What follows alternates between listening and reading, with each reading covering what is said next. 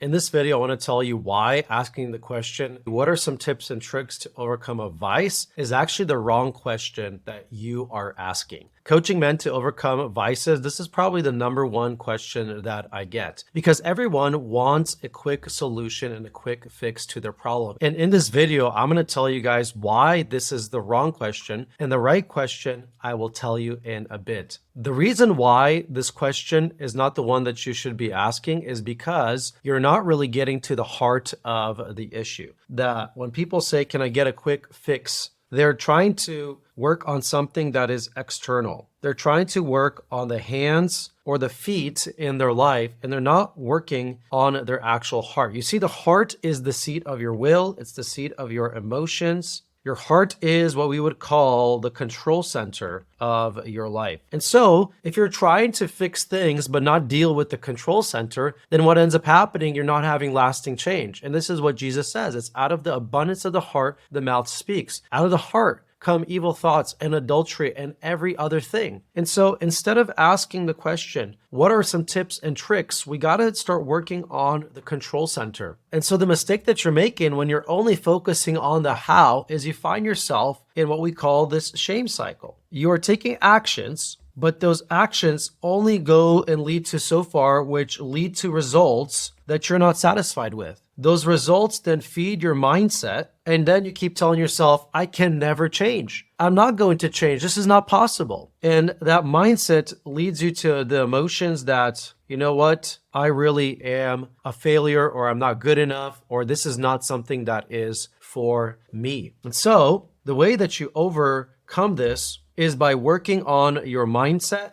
which then will dictate proper emotions, will lead to proper actions, and lead to proper results. And so if you only focus on the actions, but don't focus on the mindset, then you're not going to have the change that you desire. And so the consequences of only looking for tips and tricks is what I call looking and working only on half of the model. You see, the problem is this. The systems and the tips and tricks are just the tip of the iceberg, or just the top of the pyramid in our life. Underneath the systems, which is the question of answering how, we have the hands. But below the hands, we have the head and also the heart. So the how speaks to the tips and the tricks. It speaks to the cold showers. It speaks to things that we think can happen quickly. But where we must focus a lot and the most of our attention to for lasting change is actually on the heart and the head. And what I mean by this is that the head is where we have beliefs, values, and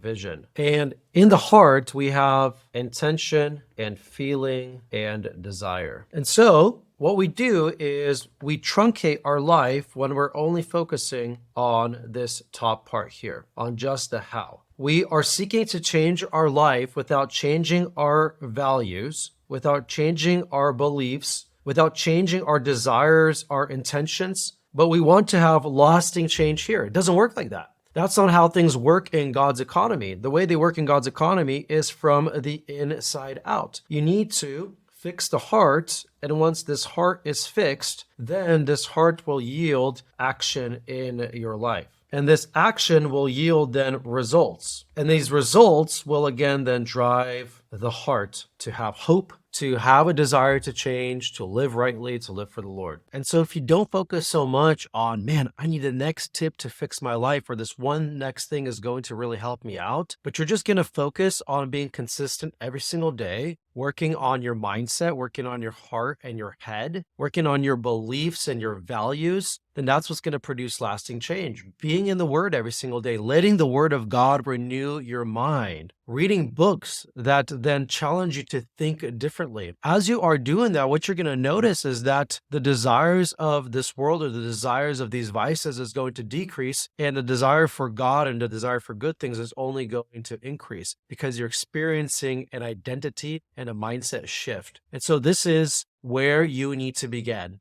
Question is not, what are some tips and tricks for me to overcome the vice in my life? The question is, and here's the right question, it's the question you've been waiting for, what kind of man do I need to become to have the life that I want to have? What kind of man do I need to become in my marriage? You want to have a wonderful marriage, but what kind of husband are you? You want to have wonderful kids. What kind of dad are you? You want to be a leader in a certain capacity, whether that's at work or in church. What kind of man are you? Are you working on your identity? Are you working on becoming a new person? This is what Christ came to do. He came to renew us. He came to make us into his own image. And this is what we press on towards in our life, to become more like him, so that in all areas of our life, we reflect him. And it's not on working on the external, because the external is temporary. The external goes away. It's about working on the internal that then overflows to the external. If you guys enjoy content like this, I'm going to be dropping 2 videos a week talking about these kind of topics. Would love if you would subscribe, pass this on to somebody who would benefit from this. And guys, have a good one.